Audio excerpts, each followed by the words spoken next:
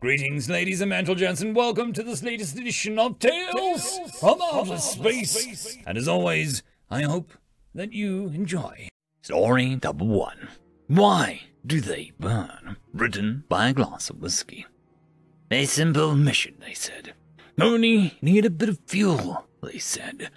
The natives won't mind, they said. He continued muttering on as a simple mission convoluted and evolved into a beast before his eyes. Jumping into Jupiter's orbit was easy, after all. Getting a bit of fuel from the station, nemus problemas. In theory. In practice, the humans were not happy about it, and instead of accepting payment, were very insistent on his immediate ceasing to be. After many painful hours, he had managed to de-escalate the situation into a hot soup of mess, instead of a potentially nuclear one. When his superior decided to pop into system for a visit. "Jenkins, why are you still here? A simple refueling mission too hard for you?" The gentle chuckling of his superior grated on his nerves. "Won't mind a bit, you said. I have a good peace of mind to get over there and..." His curses flowed and ebbed at the shut-off transmission. When he felt spent on curses, he took a deep breath and turned it on again. "Sorry about that, sir. Fiddled with the transmission button." "Never mind that, Jenkins. What is the incoming chatter about blowing us up?" "They do not seem to appreciate our sudden appearance, sir." "For God's sake, they are just primitive natives. Kill a couple of them and the rest will scurry." "With all due respect, sir, I do not think that it would be wise in the current circumstances to..." "Let me show you how it's done." Oh, feck. What had he expected? Diplomacy and tact. Ha! Better prep the engines for another jump. One nuclear soup coming up. Surprisingly enough, the humans had more restraint than he had given them credit for, only backing away a bit when the first few laser beams started flying. "See, Jenkins, that's how it's done. Now get the goddamn fuel so that we can get out of here." "So we need their cooperation to get fuel from their station in our tanks without blowing both them and us up." "You can't do anything right. Fine. Give me a moment to negotiate." That was a sentence he never thought he would hear the light of day. Him, of all people, negotiate! A most frightful disposition, if he had ever heard one. At least the engines were prepped for jump. This hot soup was most likely about to turn into plasma. His superior's flowery language did not impress the humans. At this time, their patience had reached its end. With some reinforcements, they felt brave enough to attack. Or at least probably would have if they didn't shoot first. There goes any decent justification for self-defense. "Don't just sit there, Jenkins. Shoot a bit. Get in on the fun." "This is a fuel ship, sir. Very dangerous at close ranges.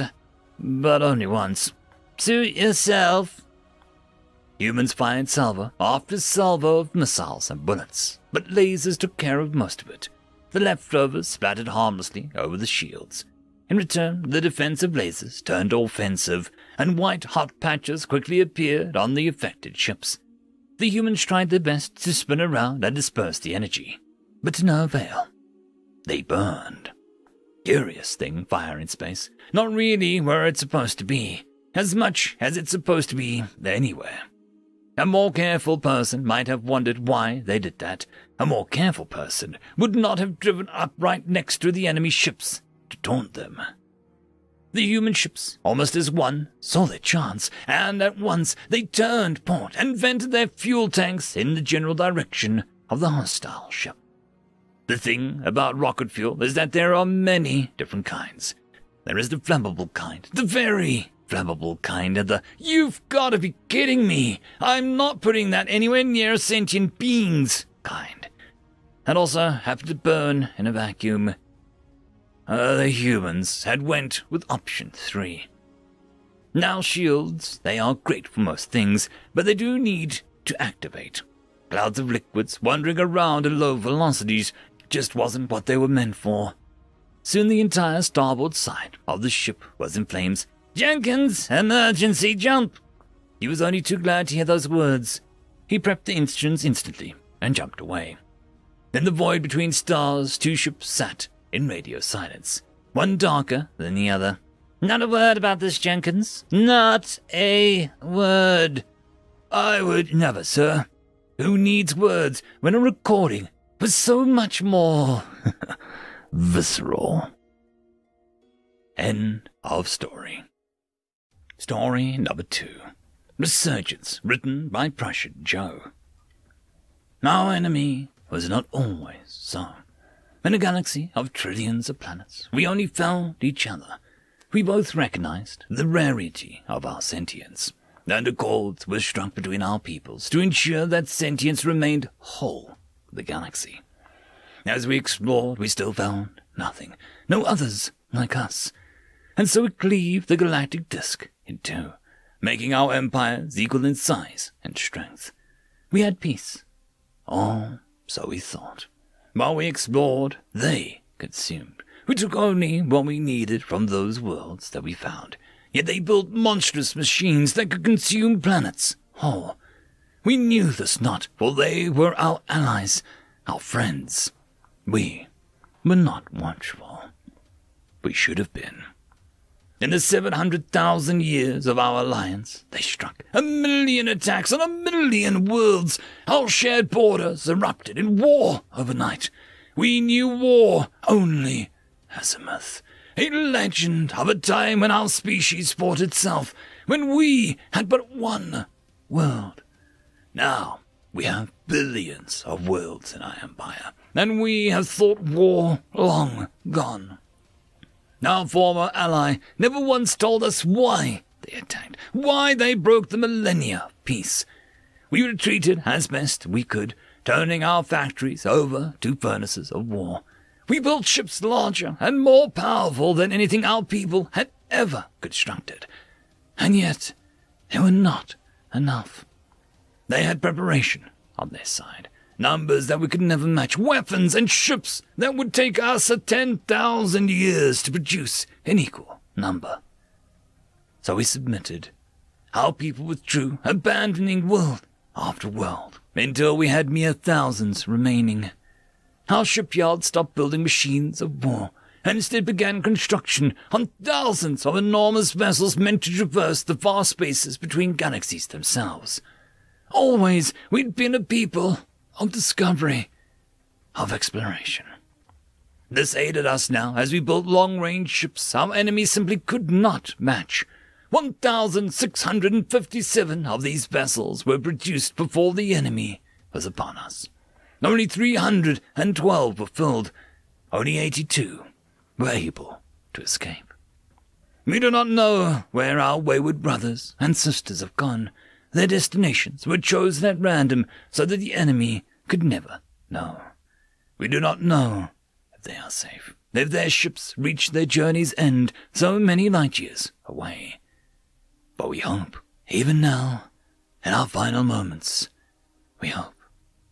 May your new homes bring you peace, prosperity, and happiness beyond all else. The light of our species has not gone out. It has merely been shattered into 82 drifting embers, and all they need is fuel to reignite. Become a blazing beacon for our people, and remind the universe that humanity will not so easily be snuffed out. The holographic recording ended, and the room fell into darkness. Captain James C. Winters sat in shocked silence at what he had found. The derelict vessel, so alien yet somehow familiar, was the key to humanity's past. The captain checked his ship link, verifying that his position was still steady in the asteroid belt between Mars and Jupiter. With a sudden sense of purpose, James stands up. Lights activate, and his senses show that the interior of the vessel has begun to pressurize and fill with breathable air. The deck below him begins vibrating as the engines wake from the millennia of slumber. Her voice seems to speak into James's mind.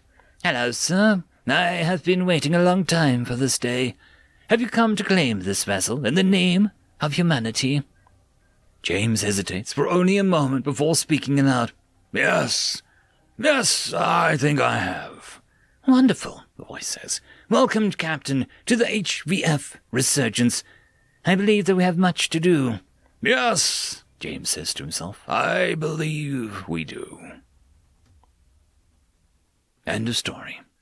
The algorithm reckons you should be watching this video next, and I recommend that you should be always watching my video. So, click with energy! And yes, clicking that does help the channel. Thank you very much. I would just quickly like to give thanks to our Tier 5 members. Alithia, Barky, Feudicyol, Meridian117, Cam Maxwell, Casper Arnholtz, Albarden Gusta, Savage Patch Papa, and Lord Azrakal.